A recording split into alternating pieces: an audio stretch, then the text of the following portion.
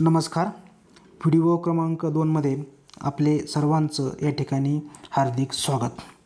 आज आपण आर्थिक साक्षरता कोर्स या कोर्सच्या माध्यमातून आपला हा व्हिडिओ क्रमांक 2 यामध्ये प्रामुख्याने अतिशय महत्त्वाच्या ज्या काही संकल्पना आहेत, आपल्या जीवनाच्या दृष्टिकोनातून एक आर्थिक दृष्टिकोनातून ज्या महत्त्वाच्या संकल्पना आहेत की ज्या संकल्पना सर्वसामान्य व्यक्ती असतील, विद्यार्थी असतील किंवा संपूर्ण भारतातील नागरिक असतील, या सर्वांना ह्या ज्या काही संकल्पना आहेत ह्या संकल्पना माहीत असणं गरजेचं आहे.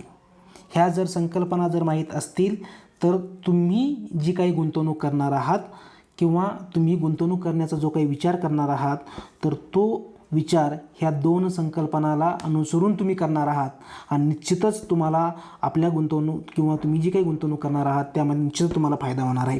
त्यामुळे अतिशय महत्त्वपूर्ण या संकल्पना आहेत. त्यामुळे ह्या संकल्पना तुम्ही अतिशय काळजीपूर्वक या ठिकाणी त्याचा अभ्यास करणं गरजेचं आहे आणि ह्या संकल्पना आपल्या जीवनामध्ये अंमलबजावणी करण्याच्या दृष्टिकोनातून तुम्ही प्रयत्न करणं गरजेचं आहे. तर त्यामध्ये माझा सर्वांना एक प्रश्न आहे की आपण सध्या गुंतवणूक कुठे करतो किंवा गुंतवणूक संदर्भात आपल्याला काय काय माहिती आहे, हा माझा आपल्याला सर्वांना एक प्रश्न आहे. तुम्ही सर्वांना कमेंट बॉक्समध्ये आपण जी काही गुंतवणूक करतो तुम्ही ते कमेंट बॉक्समध्ये लिहून मला पाठवा, जेणेकरून मला पुढचे व्हिडिओ तयार करताना त्याचा निश्चितच फायदा होणार आहे. आता माझ्या मते मी जेवढं सर्वेक्षण केलेलं आहे, जे संशोधन केलेलं आहे त्यामध्ये सर्वसामान्य माणूस गुंतवणूक करण्यासाठी अजूनही पारंपरिक पद्धतीचा वापर या ठिकाणी करत आहे. अगदी तुरळक 1 ते 2% लोक फक्त आधुनिक पद्धतीचे आणि महागाई दराला बीट करणाऱ्या क्षेत्रामध्ये गुंतवणूक करत आहेत. परंतु जवळजवळ 98% लोक, सर्वसामान्य लोक हे पारंपरिक पद्धतीमध्ये गुंतवणूक करत आहेत. त्यामध्ये प्रामुख्याने आपण विचार केला तर FD असेल, RD असेल, त्यानंतर गोल्ड असेल, त्यामध्ये फिजिकल गोल्ड, त्यानंतर LIC पॉलिसी असेल आणि जमीन खरेदी असेल, ह्या पारंपरिक पद्धतीमध्ये आपण गुंतवणूक करतो. परंतु आपण वरती FD आणि RD आणि LICचा आपण विचार केला तर त्यामधून मिळणारा जे काही रिटर्न्स आहेत ते रिटर्न्स अतिशय कमी प्रमाणाचे आहेत. त्यामुळे आपण त्यामध्ये जी काही गुंतवणूक करतो ती गुंतवणूक महागाई दराला बीट करत नाही. त्याच पद्धतीने गोल्ड असेल किंवा जमीन असेल यामधली गुंतवणूकसुद्धा आत्ताच्या काळामध्ये खूप रिस्क किंवा खूप घातक बनलेली आहे. कारण दिवसेंदिवस नवनवीन संकल्पना उदयास येत आहेत आणि त्यामध्ये आपण गोल्ड खरेदी करत असताना आपण सोनाराचं भलं करतो, जमीन करत असताना आपण जमीन मालकाच्या ऐवजी जे मधले दलाल असतात त्या दलालांचं आपण त्या ठिकाणी भलं करत असतो. त्यामुळे आत्ता आपल्याला आधुनिक जगामध्ये आपल्याला नवनवीन संकल्पना, नवनवीन गुंतवणुकीचे मार्ग या ठिकाणी शोधणं गरजेचं आहे. ते भरपूर मार्ग आहेत, परंतु त्याविषयी आपल्याला माहीत नाही. जरी माहिती असेल तर आपण त्या मार्गामध्ये गुंतवणूक करायला आपण अजूनही घाबरतो. तर या कोर्सच्या माध्यमातून आपण त्या क्षेत्रामध्ये गुंतवणूक करण्याचा विचार तुमच्या मनामध्ये येईल, हा एक दृष्टिकोन तुमच्यामध्ये विकसित करण्याचा माझा या ठिकाणी प्रयत्न आहे. आता आपण पारंपरिक पद्धतीने गुंतवणूक करतो, परंतु आपल्याला काही नवीन संकल्पना माहीत असणं गरजेचं आहे. आपण जे काही गुंतवणूक करतो त्या गुंतवणूक करण्यापूर्वी आपल्याला 2 संकल्पना अतिशय महत्त्वाच्या आहेत. त्या 2 संकल्पना आपल्याला माहीत असणं गरजेचं आहे. त्यामध्ये पहिली संकल्पना आहे नेट वर्थ. अतिशय महत्त्वाची संकल्पना.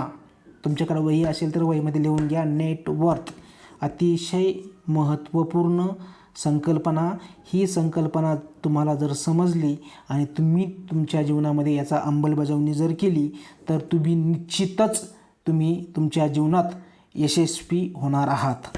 नेटवर्थ म्हणजे काय तर नेटवर्थ म्हणजे प्रामुख्याने आपली एकूण सर्व संपत्ती काय असेल ती सर्व संपत्ती, मग ते घर असतील, कार असेल, व्यवसाय असेल, जे असेल त्याला आपण सर्व संपत्ती असे म्हणू.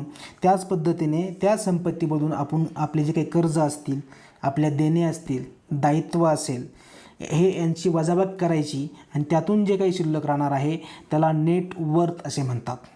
अतिशय सोपी संकल्पना आहे. आपल्या जीवनामध्ये आपण बऱ्याच वेळेला आपण याचा विचार करतो, आपल्याकडे एवढं आहे, एवढं देणं आहे त्यालाच आपण नेटवर्थ असे म्हणतो. परंतु त्याचा शास्त्रीय दृष्टिकोनातून आपण कधीही विचार करत नाही, तर त्याचा आपण शास्त्रीय दृष्टिकोनातून विचार करणं गरजेचं आहे. नेटवर्थ ही संकल्पना आपल्याला माहिती सर्वात महत्त्वाची आहे. आपण एक उदाहरणाच्या साहाय्याने आपण नेटवर्थ ही संकल्पना समजावून घेणार आहोत. या ठिकाणी विशालचे उत्पन्न किंवा विशालची संपत्ती या ठिकाणी दिलेली आहे. त्यामध्ये त्याचं विशालचं घर आहे 50 लाखाचं, 10 लाखाची त्याला अतिशय चांगली अशी एक कार आहे आणि एक व्यवसाय आहे 20 लाखाचा. अशी एकूण 80 लाखाची संपत्ती विशाल या व्यक्तीची आहे. आता यावरून आपण एक तर्क काढणार आहोत की विशालची संपत्ती खूप चांगली आहे, नेटवर्थ खूप चांगला आहे विशालचा, आपल्याला नेटवर्थ म्हणूया. नेटवर्थ किंवा संपत्ती खूप चांगली आहे, परंतु आपण या ठिकाणी फक्त एकाच बाजूचा विचार केलेला आहे. नाण्याची एकच बाजू आपण या ठिकाणी पाहिली. आता दुसरी बाजू आपण बघूया. विशालचा खर्च, विशालची देणी, विशालचे दायित्व, विशालचे कर्ज किती आहे आपण त्या ठिकाणी पाहूया.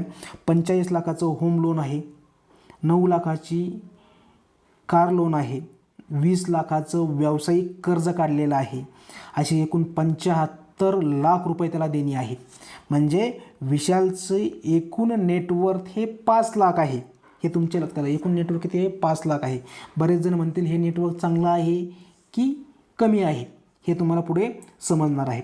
परंतु माझ्या मते हे जे काही नेटवर्थ आहे हे नेटवर्थ मला कमी वाटते. कारण विशालचा जो काही व्यवसाय आहे एक व्यवसाय आहे. व्यवसायामध्ये काही होऊ शकतं, व्यवसाय बंद पडू शकतो, व्यवसायामध्ये मंदी येऊ शकते. त्यामुळे हे 5 लाखाचा नेटवर्थ मला या ठिकाणी कमी वाटतो. परंतु जरी कमी जरी असला तर ह्या 5 लाखाचं जे काही नेटवर्थ आहे याचा जर योग्य पद्धतीने जर वापर जर केला तर चांगल्या पद्धतीची गुंतवणूक होऊ शकते. आता नेटवर्थ म्हणजे आपली मूळ संपत्ती होय. नेटवर्थ म्हणजे काय? आपली मूळ संपत्ती. त्याला आपण ॲसेट असं म्हणतो. आणि ॲसेट आपल्याला पैसे कमवून देतात. ॲसेट आपल्याला पैसे कमवून देतात म्हणजे आपण गुंतवणूक करत असताना त्या ठिकाणी त्याची मूळ संपत्ती नेटवर्थ किती आहे हे पाहणं गरजेचं आहे.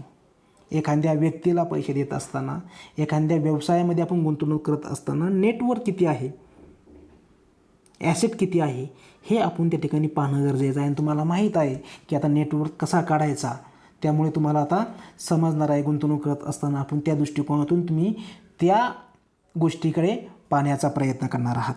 त्याच पद्धतीने लायबिलिटी म्हणजे दायित्व म्हणजे पैसे खर्च करायला भाग पाडत असतात. त्यामुळे आपलं ॲसेट जास्त असलं पाहिजे आणि लायबिलिटी म्हणजे दायित्व, देणी आपल्या ह्या कमी असणं गरजेचं आहे. आता आपला नेटवर्थ किती हे आपल्याला शोध घ्यायचा आहे. आपला नेटवर्थ किती? अतिशय सोपं आहे. एक वही आणि पेन घ्या. आपल्याकडे जे काही उत्पन्न असणार आहे किंवा आपली जी काही संपत्ती असणार आहे त्या संपूर्ण संपत्तीची यादी करा. त्यामध्ये घर असेल, कार असेल, व्यवसाय असेल, नोकरी असेल, FD असेल, RD असेल, शेअर मार्केटमधील गुंतवणूक असेल, इक्विटीमधील, म्युच्युअल फंडमधली गुंतवणूक असेल, गोल्ड असेल, जमीन असेल, या सर्व जी काही संपत्ती आहे त्या सर्व संपत्तीची एक यादी तयार करा. म्हणजे तुम्हाला तुमची एकूण संपत्ती ही तुम्हाला समजणार आहे. त्यानंतर संपूर्ण संपत्तीची यादी केल्यानंतर तुमचा जो काही देणी आहेत किंवा तुमचे जे काही दायित्व आहे त्याची पण तुम्ही एक यादी करा, ॲक्च्युअल व्हॅल्युएशन काढा आणि तुमच्या संपत्तीमधून तुमच्या जे काही देणी आहेत, दायित्व आहे ते मायनस करा. म्हणजे तुम्हाला आपला एकूण नेटवर्थ तुम्हाला समजणार आहे. तर सर्वांनी एक विनंती आहे की आपण आपला नेटवर्थ या ठिकाणी काढणं गरजेचं आहे. जर आपल्याला नेटवर्थ या ठिकाणी समजला तर आपल्याला पुढची दिशा आपल्याला निश्चित या ठिकाणी करता येणार आहे. आता काही व्यक्तींचा संपत्तीपेक्षा खर्च जास्त असतो किंवा जी काही संपत्ती आहे त्यापेक्षा त्यांची देणी जास्त असतात. तर काहींची संपत्तीपेक्षा खर्च कमी असतो. संपत्ती खूप आहे, देणी कमी आहे. म्हणजे आपल्याला या ठिकाणी आपल्या देण्याचं प्रमाण, देणे असतील किंवा दायित्व असेल हे आपल्याला कमी करायचं आहे. आता कर्ज असले तरी आर्थिक नियोजन करून आपण जास्तीत जास्त पैसे कमवू शकतो. जरी कर्ज असेल तरी थोडी आपण गुंतवणूक करणं गरजेचं आहे. आपण जर विचार केला तर कर्ज फेडल्यानंतर आपण गुंतवणूक करू तर ते शक्य होणार नाही. तर अशा पद्धतीने नेटवर्थ ही संकल्पना आपल्या सर्वांना या ठिकाणी समजली असेल. दुसरी एक महत्त्वाची संकल्पना आहे, ह्या दोनच संकल्पना आहेत, त्याला आपण कॅश फ्लो असे म्हणतो. दर महिन्याला किंवा वर्षाला किंवा दर 6 महिन्याला आपल्याजवळ येणारी रक्कम आणि जाणारी रक्कम यातील तफावत म्हणजे कॅश फ्लो. म्हणजे या ठिकाणी व्यक्तीचा कॅश फ्लो असू शकतो, कंपनीचा कॅश फ्लो असू शकतो, एखाद्या संस्थेचा कॅश फ्लो असू शकतो. आणि जेवढा जास्त कॅश फ्लो असणार आहे तेवढं ती व्यक्ती, ती संस्था, ती कंपनी त्या ठिकाणी स्ट्रॉंग असणार आहे. त्यामुळे कॅश फ्लोसुद्धा ही संकल्पना नेटवर्थ इतकीच महत्त्वाची संकल्पना असणार आहे. त्यामुळे ह्या संकल्पनासुद्धा तुम्ही अतिशय काळजीपूर्वक ह्या संकल्पनेचासुद्धा तुम्ही एक अंगीकार करण्याचा प्रयत्न तुम्ही करणं गरजेचं आहे. एक उदाहरणाच्या साहाय्याने आपण या ठिकाणी पुन्हा कॅश फ्लो ही संकल्पना समजून घेऊया. त्यामध्ये येणारी रक्कम आपण हा एका महिन्याच्या या ठिकाणी येणारी रक्कम काढलेली आहे. या ठिकाणी विशालच पुन्हा घेऊ आपण. विशालची नोकरी, त्याला पगार आहे 40,000 रुपये. इतर काम करून तो 8,000 रुपये मिळवतो. घर भाडे, त्याचं स्वतःचं मालकीचं घर आहे आणि त्याला त्यातून 6,000 रुपये घर भाडं भेटतं. असे एकूण त्याला 54,000 रुपये महिन्याकाठी त्याला मिळत असतात. म्हणजे त्याची येणारी रक्कम किती आहे? 54,000 रुपये आहे. त्याच पद्धतीने विशालचा होणारा खर्च, त्यामध्ये घर लोनचा हप्ता आहे 11,000 रुपये हप्ता आहे. मुलांची फी आहे 2,000 रुपये. कार लोन आहे 6,000 रुपये. इतर खर्च आहे 6,000 रुपये. अशा पद्धतीने त्याचा एकूण जाणारी रक्कम ही एकूण 32,000 रुपये आहे. म्हणजे विशालचा कॅश फ्लो एकूण 22,000 रुपये प्रति महिना इतका आहे. म्हणजे हा कॅश फ्लो अतिशय चांगला आहे आणि या रकमेचा चांगल्या ठिकाणी गुंतवणूक करून चांगला पैसा वाढवता येऊ शकतो. त्यामुळं एकदा का आपल्याला आपला कॅश फ्लो एकदा या ठिकाणी समजला की त्या दृष्टिकोनातून आपल्याला आपला विकास, आपली गुंतवणूक आपण त्या ठिकाणी करणार आहोत. नेहमी येणाऱ्या पैशापेक्षा जाणारा पैसा कमी असला पाहिजे. म्हणजे आपण जो काही पैसा कमवतो त्यापेक्षा आपला जाणारा पैसा हा कमी असला पाहिजे. त्यासाठी आर्थिक नियोजन करणं खूप खूप महत्त्वाचं आहे. हे लक्षात घ्या तुम्ही. आर्थिक नियोजन कोणकोणत्या गोष्टीमध्ये कशा पद्धतीने कोणत्या क्रमाने करणं गरजेचं आहे, तर ते आपण हे आर्थिक साक्षरता कोर्समध्ये माहिती पाहणार आहोत. आता कॅश फ्लो, तुम्ही तुमचा कधी कॅश फ्लो काढलेला आहे का? आपला कॅश फ्लो किती आहे हे माहीत आहे का?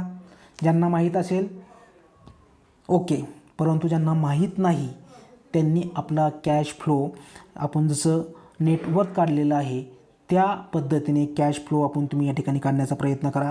तुम्ही नोकरी असेल, इतर उत्पन्न असेल, व्यवसाय असेल, यातून एकूण मिळणारी रक्कम आणि आपला होणारा जो काही खर्च आहे तो खर्च, या दोन्हींची वजाबाकी करायची. यातील जी काही तफावत असणार आहे तो झाला आपला कॅश फ्लो.